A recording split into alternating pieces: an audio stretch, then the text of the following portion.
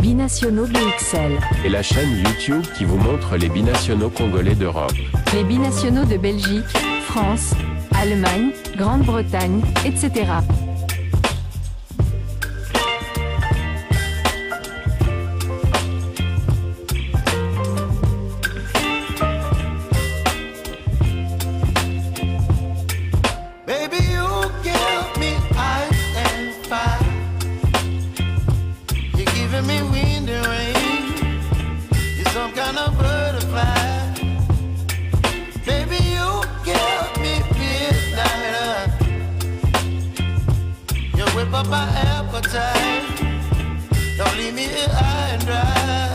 Bonjour à tous et bon dimanche, nous sommes le 13 octobre 2024. Nous allons une fois de plus parler des éliminatoires de la CAN 2025. Nous sommes maintenant en train de parler de la 4e journée après la victoire des Léopards sur le score de 1-0 contre la Tanzanie à Kinshasa, but marqué contre son camp après une détente incroyable de Chancel Mbemba Mangolo qui a permis quand même à RDC de conforter sa place de leader du groupe H devant la Tanzanie. Et donc nous allons parler de cela encore dans ces sujets. Je ne suis pas seul, je suis avec Dino Lik de la chaîne Diasco Foot, le miroir du football de la diaspora congolaise. Nous sommes déjà dans la fièvre de cette rencontre qui va se dérouler dans 2 jours, plus précisément le mardi du côté de Mkapa Stadium en Tanzanie. Alors, Dino Links, quelles sont les dernières nouvelles de la tanière? Parce que nous sommes dimanche, nous allons aussi prier. Nous voulons avoir de sujets de prière pour nos léopards, la RDC. Jusque-là, tout semble aller. Nous sommes leaders sans avoir encaissé le moindre but, mais quand même on a des blessures dans la tanière de Léopard. Il y a des joueurs comme ça qui sont blessés et ça avait déjà commencé par Shadrack Akolo avant même que les éliminatoires, enfin c'est la 3e journée commence et ensuite ça s'est poursuivi encore avec Toanzembe, donc on a vraiment beaucoup de blessés. Gino Link, ça te la parole. Tout à fait, donc il y a eu un nouveau blessé, donc c'est le 3e gardien Timothy Fayulu qui est blessé, qui est déjà rentré du côté de la Suisse, mais il a été remplacé par le gardien de Maniema Union, Efonge Liongo Brudel. Donc voilà, donc Timothy Fayulu remplacé dans le noyau des Léopards par Efonge Liongo Brudel de Maniema Union.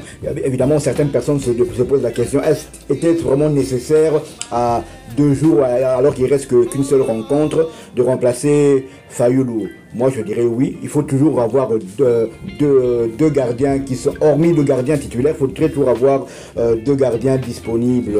Imaginez que Berthaud se blesse avant le match. Donc on se retrouve avec le gardien. Donc Lionel Passinza doit être entre les perches. Et ensuite, ça se passe mal. Lionel Passinza se blesse. On n'a plus de gardien sur le banc. Donc voilà pourquoi il faut toujours avoir 3 gardiens au minimum. Donc voilà. Donc à part ça, les joueurs de mon kit, je ne sais pas, peut-être que lorsque cette vidéo sera en ligne, ils auront peut-être déjà quitté, mais en tout cas ils se rendent en Tanzanie aujourd'hui pour préparer le match important, le match qui va peut-être, on l'espère du moins, nous qualifier pour la CAN si évidemment la RDC l'emporte mardi au stade Benjamin Kappa de Dar es Salaam. Donc cela signifie que nous avons un joueur local finalement dans la tanière des Léopards, parce que jusque là il n'y avait que des binationaux, des joueurs de la diaspora, hormis non, c'est tout ça pratiquement. Là maintenant, comme on a remplacé avec ces gardiens là des Maniema Union, un gardien à féliciter, parce que moi j'ai suivi quand même la manière dont Maniema Union s'est qualifié pour la phase de poule de la Champions League. Croyez-moi, du côté de Luanda contre le Petro Atlético, le club local, ça n'avait pas été évident. Ce gardien-là était vraiment un dernier rempart. On pouvait croire même que c'était le genre d'action qu'on voit dans les films comme ça de football, où les gardiens reposent les ballons même du visage, je crois. J'ai déjà vu un film de ce genre-là. Et donc, et puis il est en confiance. Ce Maniema Union se comporte très bien. C'était très bien comporté dans les matchs amicaux, y compris aussi dans les matchs officiels. C'est pour la première fois que ce club-là se retrouve sur la scène continentale dans un groupe terrible. On va en reparler peut-être dans une autre occasion, parce qu'ici nous sommes dans binationaux. BXL, on parle que des binationaux. Mais j'estime quand même que on aurait pu prendre, je sais que certains vont murmurer ce que je suis en train de dire, hein, mais on aurait pu prendre par exemple Lei Matampi qui joue du côté de la Tanzanie et qui a été plébiscité parmi les meilleurs gardiens, je pense même de la saison, et qui, on ne dit pas qu'il va jouer, mais il peut être là comme les gardiens suppléants, au lieu d'en mener un autre qui viennent de Kindu, comme ça, et s'est retrouvé dans l'avion pour la Tanzanie, alors que sur place en Tanzanie, on a un gardien congolais valable, aussi un ancien léopard. Hein. On lui demande juste d'être le troisième gardien. C'est pas la fin du monde, c'est pas une occasion pour qu'on puisse commencer à murmurer. Je ne sais pas ce que vous en pensez.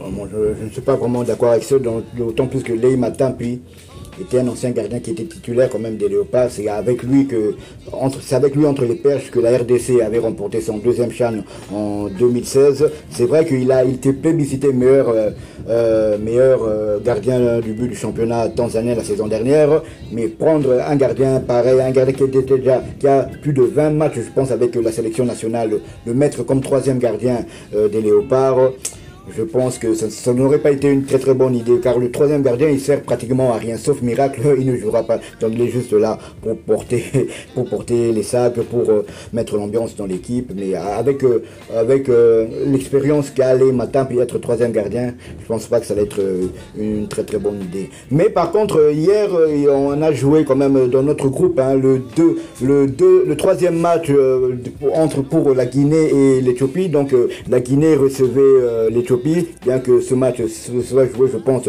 du côté de la Côte d'Ivoire, et la Guinée a retrouvé le sourire. La Guinée a retrouvé le sourire surtout grâce à son attaquant vedette Guirassy, ancien coéquipier de Silas Katonga du côté de Stuttgart, maintenant qui évolue avec bonheur aussi hein, du côté du Borussia Dortmund, à très bonheur, je pense qu'il a marqué 4 ou 5 buts lors des 3 dernières rencontres avec le Borussia Dortmund. Et avec la sélection nationale, il a retrouvé le chemin des filets, il a retrouvé le sourire, il a planté un triplé en première mi-temps. Donc il a marqué le premier but de la rencontre à la 18e minute sur penalty. Il a récidivé à la 37e minute et lors des arrêts de jeu de la première mi-temps, à la 45e plus 2 minutes. Donc il avait déjà marqué un triple en première mi-temps. Ensuite Cissé a corsé l'addition avec le 4-0 à la 48e minute. Et McNey a réduit le score pour l'Éthiopie à la 53e minute. Donc l'Éthiopie a marqué son premier but hein, des éliminatoires. Donc dans ce groupe-là, toutes les équipes ont déjà marqué, et toutes les équipes, sauf la RDC, ont déjà encaissé un but. Donc la RDC est solide leader avec 9 points, suivi de la Tanzanie avec 4 points, de la Guinée 3 points et de l'Éthiopie 1 point. Donc la deuxième place, normalement, la bataille va se jouer entre la Guinée et la Tanzanie normalement. J'ai suivi les résumés de cette rencontre que vous pouvez découvrir aussi ici même sur YouTube. Hein, vous pouvez découvrir ça sur YouTube. Et j'ai noté que les coachs peut-être guinéens a bien analysé cette formation éthiopienne, notamment contre la Tanzanie et puis contre la RDC. C'est une formation qui ne se laisse pas faire, qui a voulu prendre le jeu à son compte, qui s'est rué à l'attaque, et avec un Guirassy, remarqué je crois même les 3 buts de Guirassy se ressemblent. Hein. Il part presque de son camp à la limite du hors-jeu, il file, et puis voilà. Il y a eu d'abord le penalty. J'ai revu les images, c'était un penalty, voilà, parce que le moment où l'Éthiopien tacle là, il y a vraiment, c'est dans la surface de réparation. Et donc l'Éthiopie c'est rué. Et je pense que si nous gardons en image les images de cette rencontre, je pense qu'à Kinshasa, quand l'Éthiopie va venir, s'ils jouent de la même façon, on pourrait aussi le faire, au lieu que nous puissions ralentir le jeu comme on le fait actuellement, jouer à leur rythme. Il faut leur imposer ces rythmes-là d'enfer, hein, et c'est ce qui s'est passé du côté de la Côte d'Ivoire. Et je pense que nous qui étions déjà en train de nous réjouir que la Guinée va jouer sur terrain neutre, on pensait que ça va être encore au Maroc, mais là, croyez-moi, j'ai vu, on a l'impression qu'on est même on est à Conakry, parce que le match, le stade était plein, et puis la Guinée a été poussée par ce public-là, et donc on ferait mieux de pouvoir battre la Tanzanie et déjà nous qualifier, ne pas commencer à calculer pour la suite. Oui, de toute façon, le schéma est clair. Hein. Une victoire de la RDC et on serait qualifié pour la CAN.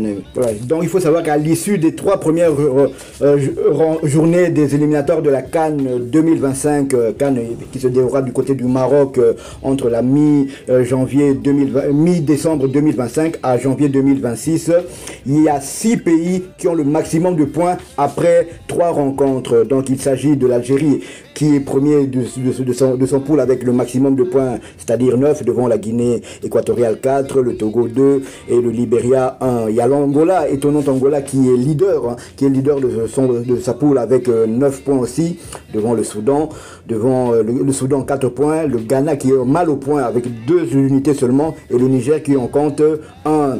Il y a la Côte d'Ivoire aussi qui fait le maximum de points 9, devant la Zambie 4, le Togo 2 et la Sierra Leone 1. Il y a la RDC avec 9 points aussi, qui est devant la Tanzanie 4, la Guinée 3 et l'Éthiopie 1. On peut ajouter à cela encore l'Égypte qui a le maximum de points et il y a aussi le Maroc qui a le maximum de points, sachant que le Maroc est qualifié d'office. Hein. Donc la bataille va se jouer soit contre le Gabon, je crois que le Gabon qui est deuxième entre le Gabon, la Gambie et la République centrafricaine. Donc cela va se jouer entre ces trois équipes-là.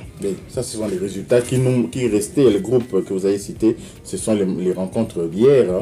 Et donc, dans les groupes du Maroc, hein, il n'y aura qu'un seul qualifié, hein, parce que le Maroc avait déjà payé l'organisateur. Donc, ça va être le deuxième ou je sais pas. Il n'y aura qu'un seul qualifié donc parmi les autres. Et le Maroc est en train de vraiment jouer son rôle d'arbitre, hein, en train de tabasser tout le monde. Il ne faut pas lever les pieds contre d'autres adversaires. Donc voilà, nous sommes arrivés à la fin de ce sujet. Nous attendons donc les informations. Le Léopard, comme vous l'avez dit, quitte Kinshasa aujourd'hui pour Dar es Salaam. Et déjà, il y a une grande mobilisation du comité de soutien des Léopards et le Grand Katanga, parce que ceux de Kinshasa, et puis je précise que ceux du Grand Katanga, grâce au soutien de leur gouverneur notamment, étaient venus à Kinshasa un peu s'imprégner de l'ambiance et ils sont repartis là-bas. Moi, j'estime que c'est peut-être leur rôle, parce que vous savez, la Tanzanie, Kasumbalé, tout ça, c'est pas tellement loin, hein, à partir du Grand Katanga. Je parle bien du Grand Katanga parce que là-bas, les Tanganyika et tout, c'est très proche de la Tanzanie. Et donc, le comité de soutien de Lubumbashi va aller maintenant avec quelques membres des supporters du tout-puissant Mazembe, des supporters du Saint-Éloi, Lupopo. Ils vont faire une symbiose afin de pouvoir ajouter à cela évidemment la diaspora congolaise qui vit du côté de Dar es Salaam. On va essayer quand même de faire du bruit parce que le Mkapa Stadium, là, je pensais bien que c'est presque le même style que les Sud-Africains avec des vuvuzela là et tout, ça va faire du bruit, hein, chaque fois que la Tanzanie va attaquer. Mais nous sommes habitués, on a déjà gagné là-bas, donc il n'y a pas de souci à se faire. Si vous avez aimé ce sujet, merci de liker, merci de commenter et de partager également cette vidéo. Abonnez-vous à Binationaux BXL et activez tout juste après la petite cloche de notification qui vous permettra de ne pas manquer la prochaine vidéo que nous allons mettre en ligne. Binationaux BXL vous dit au revoir. Binationaux BXL. Et la chaîne YouTube qui vous montre les binationaux congolais d'Europe. Les binationaux de Belgique, France, Allemagne, Grande-Bretagne, etc.